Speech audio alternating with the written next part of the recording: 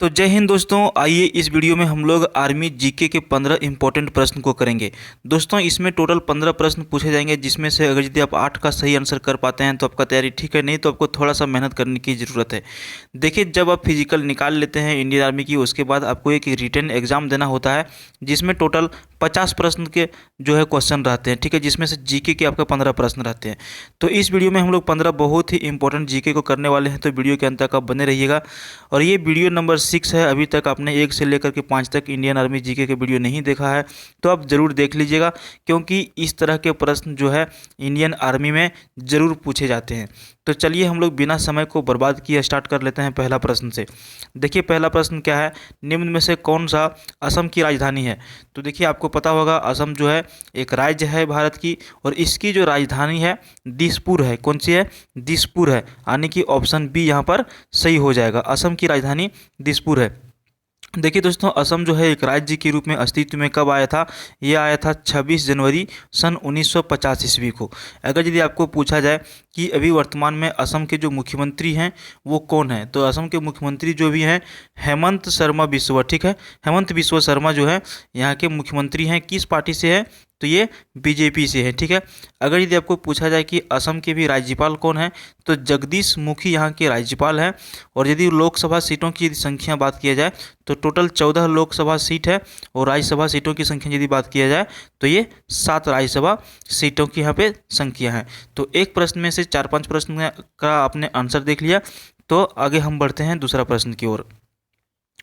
देखिए अगर यदि आपको मैप में हम बात करें कि देखिए असम कहाँ पर है, तो ये 7 सिस्टर में आता है, और ये है आपका जो रेड कलर का किया हुआ है, ये आपका क्या है? असम है, ठीक है।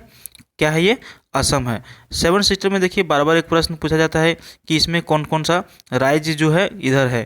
तो ठीक है, तो असम है, अरुणाचल प्रदेश है, मिजोरम, मणिपुर, सिक्किम, ये त्रिपुरा वगैरह, ये सारी क्या है? स्टेट्स है, 7 सिस्टर के अंतर्गत आते हैं।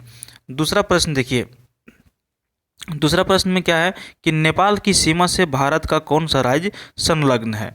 नेपाल जो है उसकी सीमा के साथ भारत का कौन सा राज्य का सीमा लगता है। तो सही उत्तर हो जाएगा ऑप्शन नंबर डी, ये सभी, बिहार, उत्तराखंड, उत्तर प्रदेश, ठीक है। ये तीनों राज्य जो है इसका सीमा किस देश से लगता है? तो नेपाल से लगता है। ये आपको हम मैप में थोड़ा सा बता देते हैं, ठीक है। देखिए ये जो आप देख रहे हैं यहाँ से यहाँ तक का ये जो वाइट कलर का जो एरिया है ये नेपाल है, ठीक है।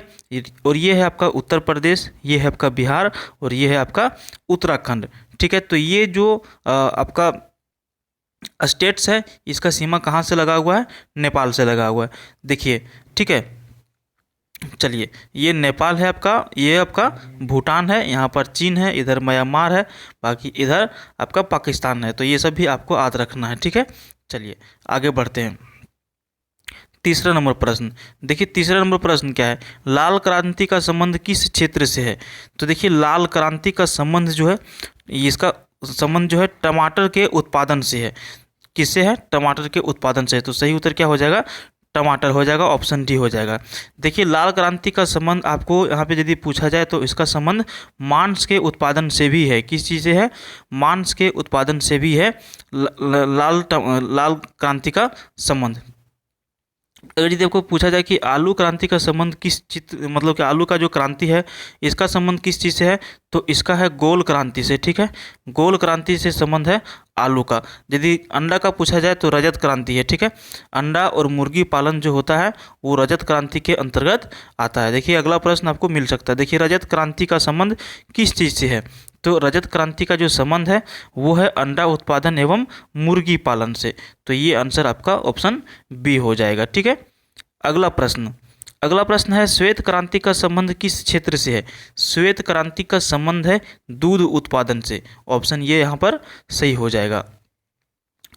अगला प्रश्न है टिहरी बांध परियोजना किस नदी पर स्थित है। तो देखिए टिहरी बांध परियोजना जो है ये भागीरथी नदी पर स्थित है। ऑप्शन डी यहाँ पर सही हो जाएगा। अच्छा, आपको यदि पूछा जाए कि टिहरी बांध परियोजना किस राज्य से संबंध है, यानी कि किस राज्य में है, तो ये उत्तराखंड के टिहरी जिले में स्थित है। कहाँ पर है? उत्तराखंड के टिहरी जिला, उत्तराखंड स्टेट में टिहरी एक जिला है, इसीलिए इसका नाम पड़ा टिहरी बांध परियोजना, ठीक है। तो इस प्रश्न को आप समझ गए। कहाँ पर है? उत्तराखंड के टिहरी जिला में स्थित है टिहरी बांध परियोजना। किस नदी पर? तो भागीरथी नदी पर। अगला प्रश्न की ओर बढ़ते हैं। देखिए, हीराकुंड बांध परियोजना किस नदी पर स्थित है? तो देखिए, हीराकुंड बांध परियोजना जो है ये महानदी पर स्थित है। ऑप्शन ये यहाँ पर आपका सही हो जाएगा। अच्छा, अगर यदि इसको पूछा जाए कि ये भी किस राज्य में स्थित है, तो ये देखिए उड़ीसा में संबलपुर से 15 किलोमीटर की दूरी पर ये कहाँ पर स्थित है? महानदी पर स्थित है। कहाँ पर? उड़ीसा में संबलपुर से 15 किलोमीटर की दूरी पर।